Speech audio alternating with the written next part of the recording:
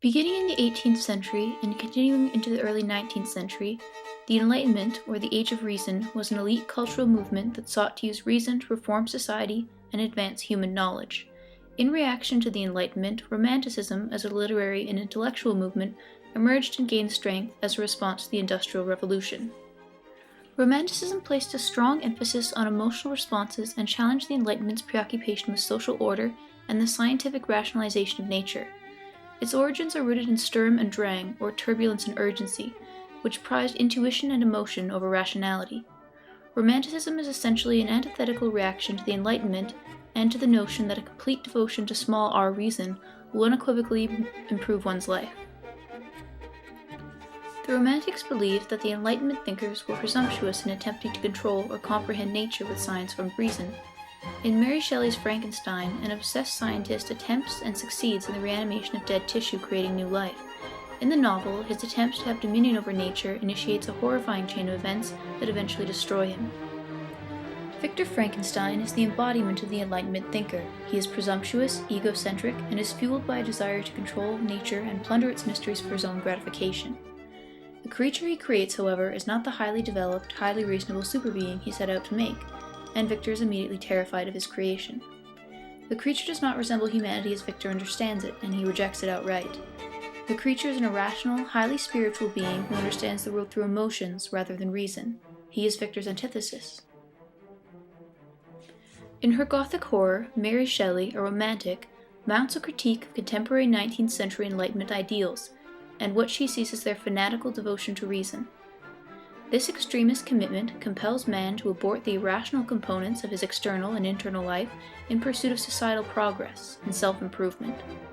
She places Victor in ideological opposition to the creature as an extreme example of the Enlightenment thinker. Victor is unable to see the potential for harm in his actions because he believes his false Enlightenment assumption to be true, that once nature can be rationalized, it can be controlled, whereas the creature does not assume to know anything about the world around him, and regards the natural world with reverence.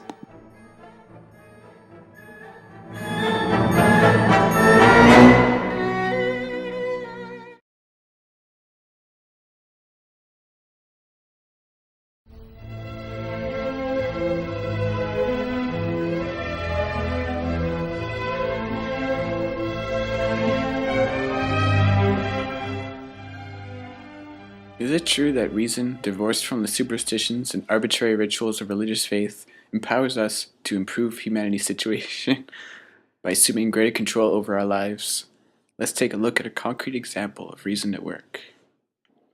In logic, an argument is valid if and only if its conclusion is entailed by its premises. This means that in the case that both premises are true, then the conclusion must also be true.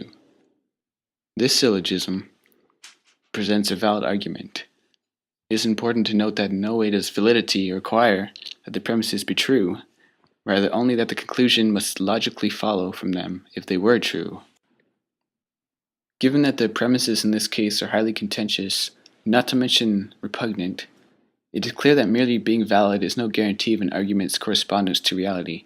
It is rather frightening to think that if one starts out with bad premises, it is entirely possible to arrive at a conclusion that is both psychotic and rational, as in this argument here. Of course, the premises given here are clearly false, but as rational, reasonable, intelligent beings, we are compelled to support our convictions or intuitions with hard evidence, to place them on solid ground, as it were.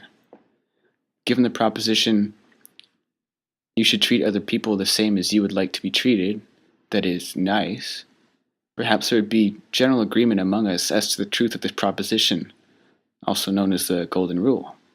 But in the interest of arriving at a more rigorous, defensible, logical basis for its truth, we might ask, from what premises does it follow as a conclusion and go on to generate a valid argument?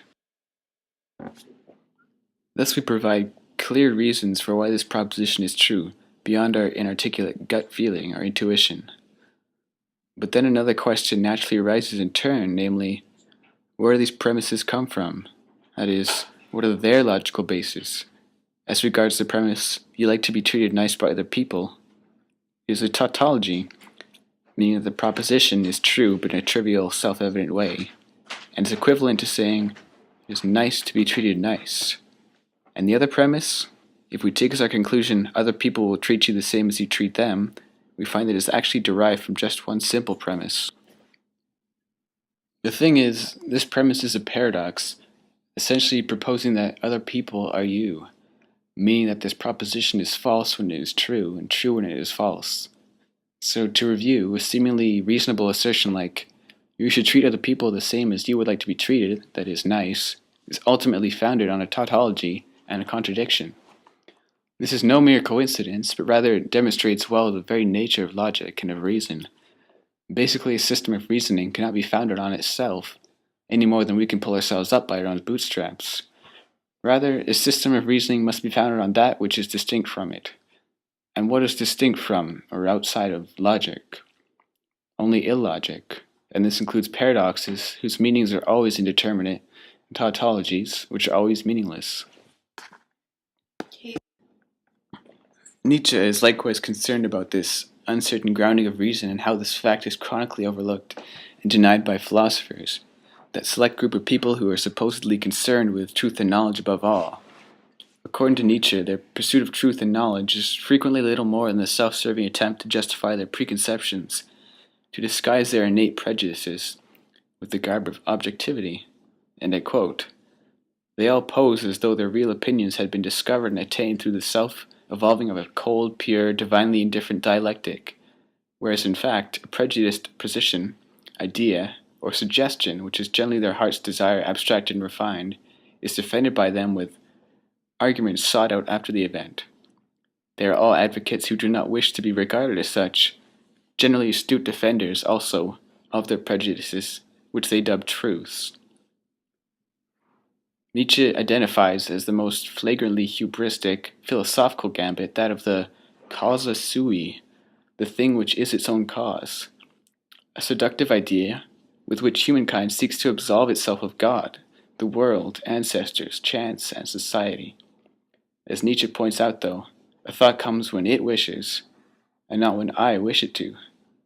As with logic, free will can be seen to rest upon the foundation provided by its very opposite, in this case the absence of free will. Although Nietzsche is famous for saying that God is dead, I would contend that this was less an expression of nihilism than a frank recognition of what had in fact been ongoing for many decades already in Europe, namely the challenging of the Church's moral authority by materially minded secular rationalists.